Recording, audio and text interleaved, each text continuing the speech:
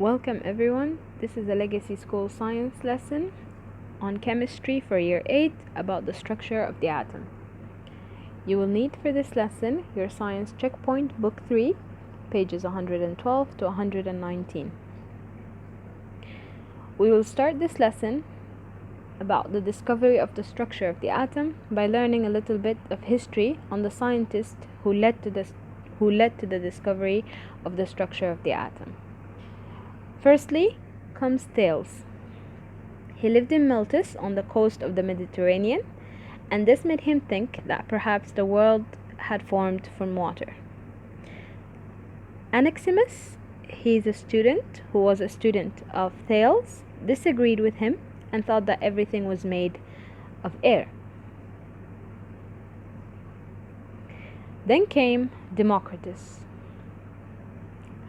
He thought about what would happen if you cut something into smaller pieces until you can't cut it any smaller.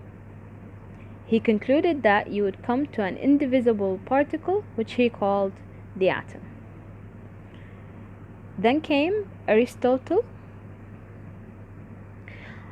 Other philosophers could not agree on Democritus' creative thought. Later, Aristotle put forward the idea that matter was made from water, air, fire, and earth. This idea was believed to be true until scientists began investigating chemical reactions. So, Antoine Lavoisier came next, who was a French chemist and investigated changes in chemical reactions. He weighed the chemicals before the reaction and then weighed the formed compound. He found that the mass was the same. He set out his law of conservation of mass, which stated that matter is neither created nor destroyed during a chemical reaction. His wife Marianne assisted him with his work by making sketches of new pieces of apparatus and translating the work of other scientists into French for Antoine to read. Then came Joseph Proust, who was another French chemist, and he followed Lavoisier's example by carefully weighing the chemicals in his experiments. He discovered that when you broke copper carbonate into its elements, which are copper, carbon, and oxygen, and then weighed them, they always combine in the same proportions: 5 parts carbon, 4 parts oxygen, and 1 part carbon. 5 parts copper, 4 parts oxygen, and 1 part carbon. He found that other substances were made from different proportions of elements, and these proportions were always the same too. Proust devised the law of definite proportions, which stated that elements in a compound are always present in a certain definite proportion, no matter how the compound is made. Then came John Dalton, and he came up with his atomic theory. He's an English chemist who studied gases, and from his investigations and combining of carbon and oxygen, he produced 2 gases. The first of them seemed to be made of 1 particle of carbon joining 1 particle of oxygen, and in the second gas it seemed that 1 particle of carbon joined 2 particles of oxygen. From his own observations and reading about the work of Lavoisier and Proust, Dalton put together his atomic theory. He suggested that all matter is composed of tiny particles called atoms. Atoms cannot be divided up into smaller particles and cannot be destroyed. Atoms of an element all have the same mass and proportion. The atoms of different elements have different masses and different proportions. Atoms combine in simple whole numbers when they form compounds. This theory helped chemists at the time, but the results of later investigations showed that it was not completely correct.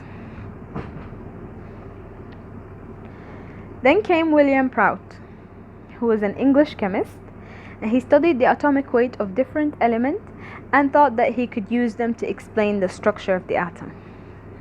He knew that hydrogen had low atomic weight, and the atomic weight of all other elements appeared to be multiple of the atomic weight of hydrogen. This suggested to him that all other elements were made up of different numbers of hydrogen atoms. This idea was shown to be completely wrong, but made scientists such as Joseph J. Thomson think that atoms might have a structure inside of them.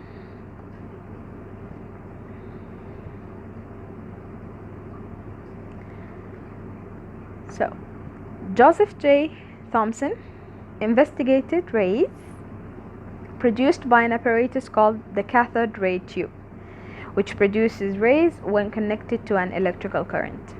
He discovered that these rays were made of tiny particles which had a mass over 1,000 times smaller than a hydrogen atom.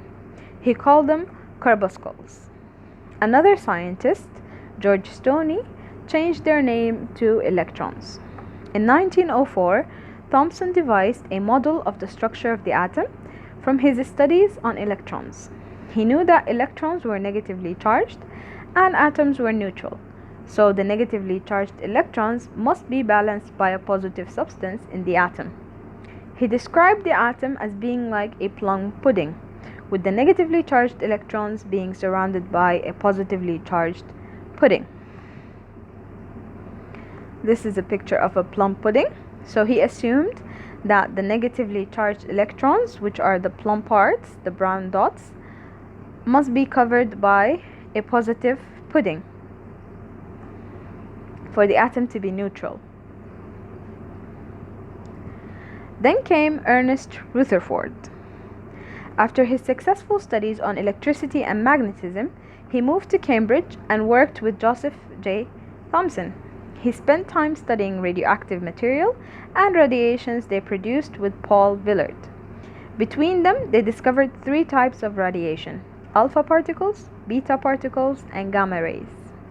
Rutherford found that alpha particles were large positively charged particles, much larger than electrons, and decided to use them to test Thomson's idea about the plum pudding structure of the atom. So Rutherford did the gold sheet experiment. Here you will find links for the Rutherford experiment. Basically what he did was placing a box that shoots alpha particles and a thin gold sheet, and behind it placed a fluorescent screen. So if the plum pudding idea was correct, then these alpha particles will pass straight through the gold sheet and hit the fluorescent sheet behind it and cause the fluorescent sheet to light. But what happened was that the alpha particles, some of them went straight through, others reflected and refracted. So this made him think that the structure of the atom cannot be like the plum pudding, negative electrons surrounded by a positive charge, rather than the positive charge being condensed in the middle of the atom. So from his experiment, he came up with this structure of the atom, that the nucleus of the atom must be made of a positive charge surrounded by a negative electrons.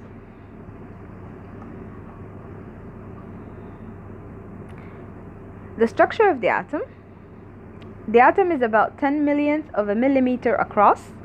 It's made of subatomic particles, which are electrons, protons, and neutrons. The nucleus of the atom is made from protons and neutrons together, condensed in the center of the atom. Hydrogen is an exception because it only has protons in its nucleus. It does not have any neutrons. Electrons circle around them at about the speed of light. A proton have the same mass as a neutron. The number of electrons circling around in an atom is the same as the number of protons in its nucleus. The negative electrical charge of the electrons is balanced by the positive electrical charge of the proton. This balancing of charges make the atom electrically neutral. The electrons are arranged in groups at different distances from the nucleus. The orbit they travel in is called a shell. Here we have the first 20 elements of the periodic table. As we can see, you have hydrogen, and on the other side helium, and then beneath it lithium, beryllium, boron, carbon, nitrogen, and so on. And on the top we have numbers, which are 1, 2, 3, 4, 5, 6, and so on until calcium 20. This is the number of protons. As we can see, every element have a different number of protons than the other. So, when we find an atom that has 6 protons, this is definitely a carbon atom. It cannot be a nitrogen atom or a boron atom. So every element have a specific number of protons that is unique to that element. The number of neutrons may vary in an element. Atoms of each element have the same number of protons. For example, carbon atoms always have 6 protons, and sodium atoms always have 11 protons. The number of neutrons in an atom may vary.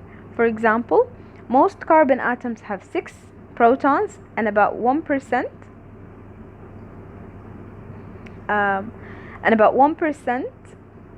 of carbon atoms have 7 neutrons, and even smaller proportion of carbon atoms have 8 neutrons. Atoms of an element that have different numbers of neutrons are called isotopes. So the number of protons never changes for an element, but the number of neutrons may change. When the number of neutrons is different, we call these isotopes. Here we have the atomic structure of the first 20 elements of the periodic table, starting with hydrogen, ending with calcium. As you can see, the more the electrons, the more the number of the protons, the number of electrons will follow, and the number of shells around the nucleus will increase. This is the end of our session. Thank you very much.